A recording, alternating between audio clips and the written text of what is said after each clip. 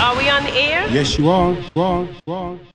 Another big deal in 07 was the reign of the ringtones, man. Oh, man. The ringtone That's out of rap. control, man. I mean, like, the stats were showing that 8 out of the 10 top ringtones of 2007 were hip-hop ringtones. Yeah.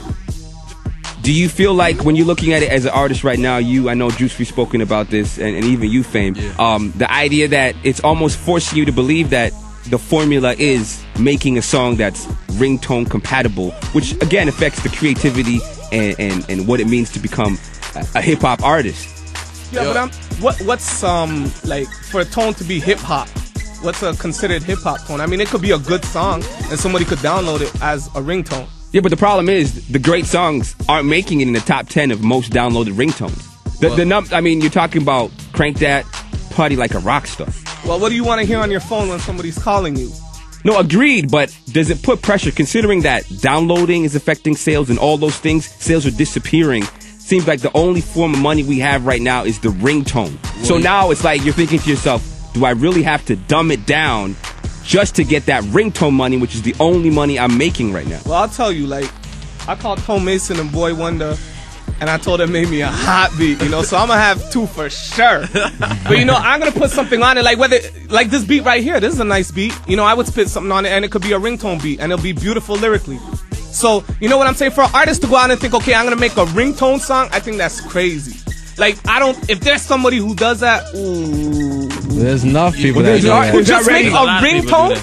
Who just make a ringtone? Who say, yeah, I'm gonna take this beat and make a ringtone. For them to do that, they gotta get distribution. But the track has to get bumped, which means they're promoting the track. What he's saying is that's what they think about when they're making a song. They're like, yo, I'm not trying to make a song for any artistic reason. I'm just trying to make a ringtone. Crank That was not an artistic song. Okay, all right, but that's still a hustle. That's no different than somebody trying to sell a CD. He's just trying to sell a ringtone. Let him hold up. You know what it's called? It's called evolution right now, man. You know what I'm saying? This is where the game it's drifting towards this. You know what I'm saying? People ain't buying records no more. They're purchasing ringtones. You know what I'm saying? So as an artist, to stay relevant, what you have to do is stay relevant. And if that means I would never go and say, you know what, I'm gonna make a ringtone record. You know what I'm saying? But if I make a song that, you know what, people want to have that as their ringtone when your girlfriend calls you or your brethren calls you and they're like, yo, I want that song to play. You know what I'm saying? There's nothing wrong with that. I don't see anything wrong with that. You know what I'm saying? I would love to have my music. Yo, if a man was chilling on the bus and I heard, pull up, I was like, yes. You know what I'm saying? There's nothing. Yeah. Is there anything wrong with that? I don't see anything wrong with that. You know what I'm saying? And for instance, say Plies and T-Pain, for him to say, yo, hit me on the ringtone, shorty. You know what I'm saying? I think that was a good look. Because you know what? You're going through the stages of evolution of hip hop right now, man, and I can't get mad at that. You got to stay relevant, you got to make money, and you got to be on the top of your game. And if ringtones is what's doing it right now, then more power to you, man. If you can do that, handle it, man. I ain't mad at you. We're looking at the obvious decline of CD sales. Oh, it's brutal. It's brutal. It's killing people. I was watching the interview with Beanie, like, on YouTube, and there was nothing he could talk about, because it was like he didn't know what he was going to do next, because it was like, I dropped the album, it's a dope album, Freeway's album is hands down one of the best albums, slept on albums of 2007, but it ain't selling. So they're on Angie Martinez, and there's nothing to talk about because they don't know what's going to happen next. You guys, are you seeing an alternative besides the ringtones to make that money? Shows. Obviously shows. But that was never an alternative. That was part of it. You know what? I think it's moving.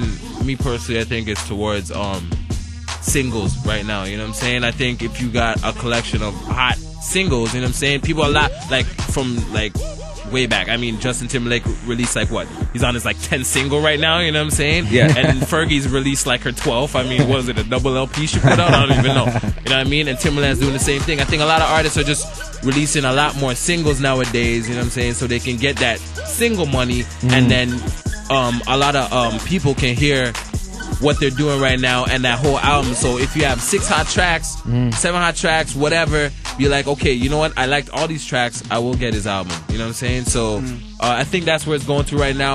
A lot of single-worthy stuff. And you know what? If you put together I still believe in my heart of hearts that if you put together a solid album where it's like an album, not just a bunch of songs together, but an album. And there's a big difference between songs and an album. You know what I'm saying? Yeah.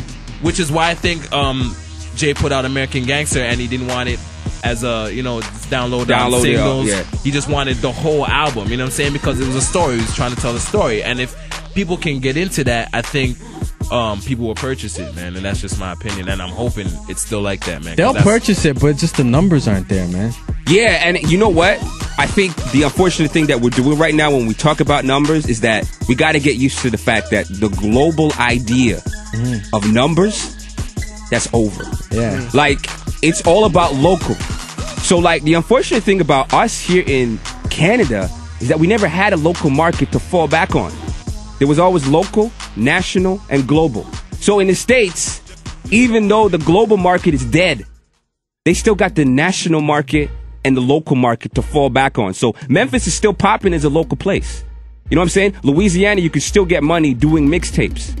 But we never had a local market to fall back on, so now we're actually being forced to make one as quickly as possible. All right. I think in 2008, that's what we really got to pay attention to. Yes, the global market is dead, but the local market is still there. Right. People still will come out and pick up a Rochester mixtape or a Rochester album. You know also. what? But the buying habits of the local people are the same though. They still don't want physical CDs. Disagree.